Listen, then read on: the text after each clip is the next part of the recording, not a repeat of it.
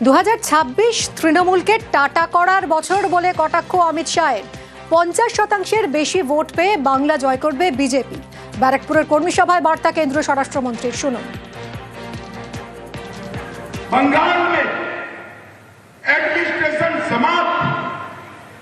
ये 2026 का साल टीएमसी को टाटा बाय बाय कहने का साल है। Tata bye bye. मैं आपको बताता हूं, 2014 में हमें सिर्फ 2 सीट मिली थी। 2019 में 41% वोट और 18 सीटें मिली। 2024 में 39% वोट मिला है और 2021 की विधानसभा में 38% वोट और 77 सीटें लेकर शुभेंदु अधिकारी हमारे विपक्ष के नेता बने हुए। विपक्ष के ममता दीदी, अब हमें तो 38% से 45% का जंप लगाना है। आप एक बार देखना, भारतीय जनता पार्टी का वोट शेयर 50% से ज्यादा होने वाला है और प्रचंड बहुमत से हमारी सरकार बनने वाली है। আমরা তৃণমূলের প্রতিক্রিয়া জানবো। সঙ্গে রয়েছেন তৃণমূল মুখপাত্র অরূপ চক্রবর্তী। অরূপ বাবু, কি বলবেন? দেখুন, স্বপ্নে যদি কেউ পোলাও খায় তাদের বিদেশি খেলতে তো ক্ষতি নেই। আর ভারত সরকার এখনো পর্যন্ত স্বপ্ন দেখার উপর জিএসটি অ্যাপ্লাই করে।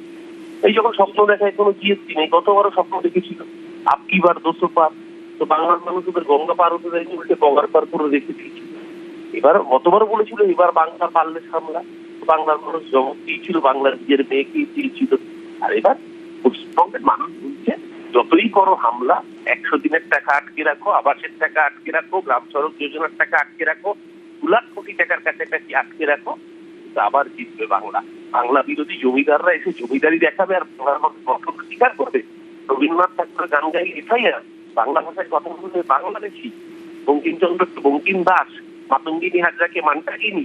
প্রতিদিন যারা বাংলা এবং বাঙালিকে অসম্মান করেছে, যাদের বাঙালির মানুষকে 10.5 কোটি মানুষকে যারা এফআইআর এর হিয়ারিং এর লাইনে হয়রানি করেছে, যারা হয়রানির লাইনে দাঁড় করিয়েছে, ভোটের লাইনে বাংলার মানুষ তাদেরকে জবাব দেবে। অরূপ বাবু, একটু সঙ্গে থাকুন প্লিজ। বাংলার মন জয়ে মনীষী আবেগেও শান অমিত শাহের। তোষণের রাজনীতি করতেই সংসদে বন্দে মাতরম আলোচনার বিরোধ তৃণমূলের, তোপ কেন্দ্রীয় স্বরাষ্ট্রমন্ত্রী। जिस वंदे मातरम का उद्भव बंगाल की माटी से हुआ, बंकिम चंद्र चट्टोपाध्याय ने किया, वो ही वंदे मातरम पर जब पार्लियामेंट में चर्चा हो रही थी, ये ममता बनर्जी के सांसद वंदे मातरम पर चर्चा का विरोध कर रहे थे। ममता जी, वंदे मातरम का विरोध कर आप नरेंद्र मोदी जी का विरोध नहीं कर रही। वंदे मातरम का विरोध कर आप बंगाल की अस्मिता और भारत के स्वाभिमान का विरोध कर रही है। তৃণমূল মুখপাত্র অরূপ চক্রবর্তী রয়েছেন সঙ্গে। অরূপ বাবু, কি প্রতিক্রিয়া আপনাদের? বন্দে মাতরমের স্রষ্টা বঙ্কিমচন্দ্রকে ওনারা এমন শ্রদ্ধা করে যে বঙ্কিমচন্দ্রকে পার্লামেন্টে একজন সাংসদ বলছেন বঙ্কিম দাস, তখন দেশের প্রধানমন্ত্রী বঙ্কিম দা বলে সম্বোধন করছেন। ছোটবেলা বঙ্কিম দাস সাথে যেন নরেন্দ্র মোদী ক্রিকেট খেলতেন।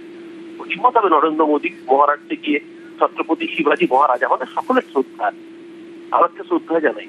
শিবাজী মহারাজকে শিবাজী দা বলে সম্বোধন করবার ঠিকমত, কিন্তু বঙ্কিমচন্দ্রকে বঙ্কিম দা বলা যায়, কারণ ওরা জানে বাঙালিকে অপমান করা যায়, বাঙালিকে চাক্ষুষী বলা যায়, এই অধিকার ওদের পেয়েছি। বঙ্কিমচন্দ্রের বন্দে মাতরম নিয়ে এত বড় বড় কথা, সেই বন্দে মাতরম নিয়ে আলোচনায় বিজেপি এমপি পার্লামেন্টে অন রেকর্ড বলছে বন্দে ভারত। যারা বন্দে মাতরমটাই পর্যন্ত জানে না, বন্দে ভারত বানিয়ে দেয়, তারা বঙ্কিমচন্দ্রকে কতটা শ্রদ্ধা করে আর বন্দে মাতরমকে কতটা শ্রদ্ধা করে, মান্যতা দেয়, এটাই আলোচনাতেই বোঝা গেছে। সবচেয়ে বড় কথা, বন্দে মাতরম ছিল স্বাধীনতা সংগ্রামীদের অগ্নিযুগের মন্ত্র। এই স্বাধীনতা সংগ্রামীকে বিজেপির পূর্বসূরি যারা, অর্থাৎ আরএসএস, তাদের কোনো অবদান ছিল না। একজনকে নিয়ে সারা ভারতবর্ষে ছবি দেখিয়ে বেড়ায়, কিন্তু দামোদর সাভারকার, বিনায়ক দামোদর সাভারকার ব্রিটিশের কাছে মুখ রেখা দিয়েছিল, ব্রিটিশ তাকে জেল থেকে ছাড়া পাইয়ে দেয়, সারা জীবন ব্রিটিশ প্রভুর অনুরক্ত থাকবো এবং বিপ্লবীদের ছড়িয়ে দেবো। এটা ছিল ওদের স্বাধীনতা সংগ্রামের ইতিহাস। এই ওদের থেকে বন্দে মাতরমের শিক্ষা কোনো জাতীয়তাবাদী মানুষ নেবে না। বন্দে মাতরম আমাদের সঞ্জীবনী মন্ত্র। এই মন্ত্র বাংলার মাটি তার মর্যাদা রক্ষা করে ধরে রাখতে। বাংলা বিদ্বেষী বিজেপি তার মুখ থেকে বঙ্কিমচন্দ্র সম্পর্কে কোনো কথা, বন্দে মাতরম সম্পর্কিত কোনো জ্ঞান মানুষ নেবে না, বাংলার মানুষ তো নেবে না। অরূপবাবু, নাজিরাবাদে আগুনে তৃণমূলকে তোপ দেখেছেন অমিত শাহ। তৃণমূলের দুর্নীতির জন্যই নরেন্দ্রপুরে আগুন, কটাক্ষ করেছেন কেন্দ্রীয় স্বরাষ্ট্রমন্ত্রী।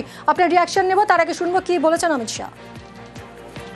आनंदपुर वेयर हाउस में मोमो फैक्ट्री में लगी हुई आग में मारे गए सभी श्रमिकों को श्रद्धांजलि देकर मेरी बात की शुरुआत करना चाहता हूं।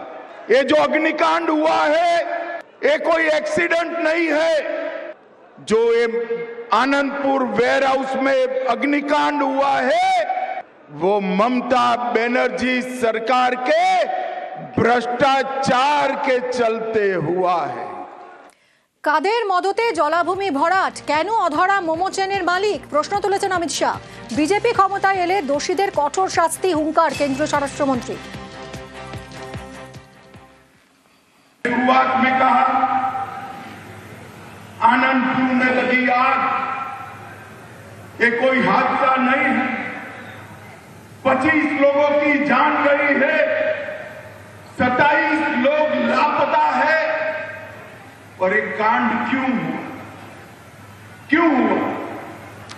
ये जो मोमो फैक्ट्री के मालिक है उसमें किसका पैसा लगा है? ये मोमो फैक्ट्री के मालिक किसके नजदीकी है? अब तक मोमो फैक्ट्री के मालिक का अरेस्ट क्यों नहीं हुआ? और मैं आज यहां से बंगाल की मुख्यमंत्री को मांग कर रहा हूं कि इस हादसे की तटस्थ जांच, न्यायिक जांच करानी चाहिए और सबसे पहले इसके लिए जिम्मेदार लोग जो है उनको जेल की सलाखों के पीछे डालना चाहिए। অরূপবাবু, আপনি শুনলেন কি প্রতিক্রিয়া? সবই তো বুঝলাম। মোমো ফ্যাক্টরির ম্যানেজার গ্রেপ্তার হয়েছে, সিকিউরিটি গার্ড গ্রেপ্তার হয়েছে, মালিক যদি অন্যায় করে থাকে সেও গ্রেপ্তার হবে। কিন্তু আগুনটা যেখান থেকে লাগলো, যে গোডাউন থেকে আগুনের সূত্রপাত, কোন মালিকের বিরুদ্ধে কোনো কথা নেই কেন? সুতোটা কোথায় বাঁধা? গোডাউন মালিকের বাড়ি খেজুরি, পূর্ব মেদিনীপুর। মাসোয়ারাটা কাদের কাছে পৌঁছতো? যেখান থেকে আগুন লাগলো সেই বিষয়ে নিশ্চিত কেন শুভেন্দু অধিকারী থেকে অমিত শাহ? কোন মুখে বড় বড় বাতেলা দিচ্ছে? তারা কদিন আগে ভারতবর্ষের মানুষ দেখেছে যে যে ভয়ঙ্কর অগ্নিকাণ্ড ঘটেছিল রেস্তোরাঁ কাম পাবে, এখানে 30 জনের কাছাকাছি মানুষ কাছে তো অগ্নিদগ্ধ হয়ে যাচ্ছে। সেই সময় যখন তাদের মালিকরা দেশ থেকে পালাচ্ছে, ভারতবর্ষের মানুষ স্ট্রাইক পাচ্ছে না, গোটা ভারতবর্ষে এয়ার ইন্ডিয়া, ইন্ডিগো স্ট্রাইক চলছে, গোটা ভারতবর্ষের সব এয়ারপোর্ট লন্ডভন্ড। এই জায়গায় দাঁড়িয়ে তাদেরকে স্পেশাল ফ্লাইটে করে ভিআইপি প্যাকেজ দিয়ে দেশের বাইরে পালিয়ে যেতে তার মতো কিছু এই অমিত শাহ। এরা কি আইনের শাসন আছে? এরা কি অন্যায় করলে তার বিরুদ্ধে ব্যবস্থা হবে? বড় বড় কথা বলছি ওয়াও মোমোর মালিককে নিয়ে। ওয়াও মোমোর মালিক যদি অন্যায় করে তাকে গ্রেপ্তার হবে। কিন্তু কারা বলছে? অমিত শাহ, যারা নিজেরা বাইরের দেশে গিয়ে বণিক সভা সম্মেলনে খোদ দেশের প্রধানমন্ত্রী নরেন্দ্র মোদীকে 3 বার সার্টিফাই করছে मेरे साथ वहाँ मेहुल भाई बैठे हुए हैं। कौन मेहुल भाई? যে মেহুল চোকসি দেশের 17,000 কোটি টাকা পিএনবির মেরে পালিয়েছে, তাকে সার্টিফাই করছে। তারা এখানে এসে বড় বড় জ্ঞানের বাণী দেবে আর বাংলার মানুষ মেনে নেবে? এই অসভ্যতা নেই। বাংলার মানুষ জানে এই পরিযায়ী পাখিরা ভোটের আগে আসবে মানুষকে বিভ্রান্ত করতে। গতবার বলেছিল 80 বার 200 বার, বাংলার মানুষ গঙ্গার পার করে দিয়েছিল, গঙ্গা পার হতে দেয়নি। 21-এ হারিয়েছে, 24-এ হারিয়েছে, 26-এ বঙ্গোপসাগরে বিসর্জন দেবে ভারতীয় জনতা পার্টি নামক দলটাকে। অনেক ধন্যবাদ আপনাকে।